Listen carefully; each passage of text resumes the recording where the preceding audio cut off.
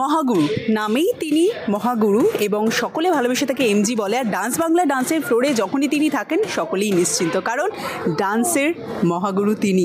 তবে প্রত্যেক বছরের সাথে এই বছর এটা কীভাবে ডিফারেন্সটা দেখছি, যদিও বা এসেই প্রথমে যেটা দেখলাম প্রত্যেক বছরের সাথে সিমিলারিটি এটা, পাশে অসংখ্য খুদে রয়েছে এবং মহাগুরুর ভালোবাসা অটুট রয়েছে।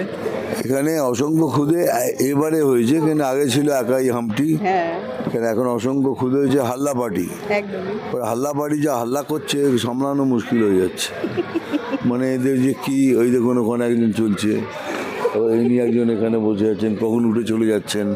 তারপরে একজন আছেন পাসিং শট চলছে, তার মধ্যে ওরা হেঁটে চলে গেলেন পাসিং শট। ও বাবা, ওনারও কিছু নিজস্ব বক্তব্য রয়েছে আর কি। কিছু বলবি তুই? আপনি কিছু বলতে চান? পাসিং শট ওখানে আছে বলছে। আচ্ছা, এটা ট্রান্সলেশন না হয়ে এলে আমার অন্তত বোঝার ক্ষমতা ছিল না সেটা একদম। শর্ট মানে ওই যে মোল হঠাৎ কাউকে কিছু না বলে শর্ট চলছে, তার মধ্যেখানে হেঁটে চলে গেল। ট্রানজিশন হয়ে গেল একদমই। এবং এমজি মানেই নাচ, যেটা দিয়ে শুরু করলাম আর কি, মিঠুনদা মানেই আমরা ছোটোবেলা থেকে জানি অভিনয়ের পাশাপাশি সমানভাবে নাচ। নাচের এখন প্রচুর প্রচুর চেঞ্জেস এসেছে, সেটাকে অনেক আপনি দেখেছি যে অনেক রকমভাবে আপনি গ্রহণ করেন আর কি, কীভাবে দেখেন সেটাকে? দেখুন, যদি অরিজিনাল হয় তো ক্ল্যাপ, যদি কপি হয় ডিপ্রেশন। তো ম্যাক্সিমাম স্টাইল সব কপি করেই আসছে, সেটাই ভালো লাগছে না। নিজস্বতাটা যতক্ষণ আসবে ততক্ষণ সেই জিনিস ভালো লাগবে। একেবারে। মিঠুনদা, যেহেতু আপনি সেই সময় থেকে রয়েছেন যেই সময় নাচকে আপনি তুলে ধরেছিলেন বলিউড থেকে, তারপর তো টলিউডে এখন নাচের দেখেছি, খুব সাম্প্রতিক সময় দেখতে গেলে শুধুমাত্র খাদান ছবিতে আমরা সেই পুরনো সময় নাচ আবার পেয়েছি। আপনার কি মনে হয় না যে আবারও টলিউডে এইরকম নাচের জায়গা ফিরে আসুক, যদিও অনেক রকম স্বাদের ছবি তৈরি হচ্ছে এবং দর্শকরা গ্রহণ করছে? উচিত, বিকজ এন্টারটেনমেন্ট, ফিল্ম মানে এন্টারটেনমেন্ট। সব ফিল্মে বলছি না, বাট ফিল্ম মানে এন্টারটেনমেন্ট। তাতেই গান থাকুক, নাচ থাকুক, ভালো মিউজিক হোক, ভালো গান হোক, ভালো নাচ হোক, এমনি পাবলিক এটা এনজয় করে।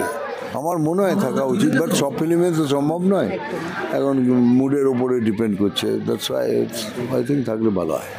যিশুদা আপনাকে ডেফিনেটলি আইডল বলে এবং আপনি সবারই এখানে আইডল, তাও যিশুদা সামনে থেকে পাচ্ছে আপনাকে এই মুহূর্তেও আবার।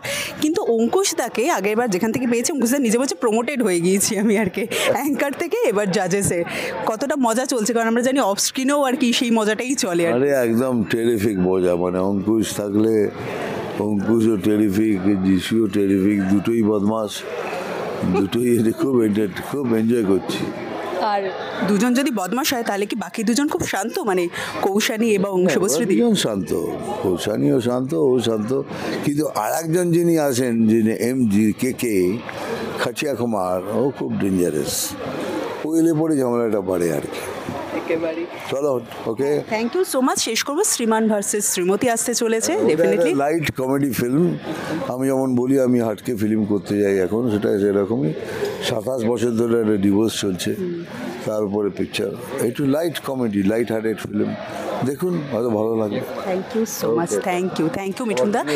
এবং আপনারা অবশ্যই নজর রাখছেন ডান্স বাংলা ডান্সে কতটা এনজয় করছে সেটা জানাতে ভুলবেন না। আর এরকমই আরও কন্টেন্ট দেখার জন্য অবশ্যই নজর রাখুন আমাদের চ্যানেল।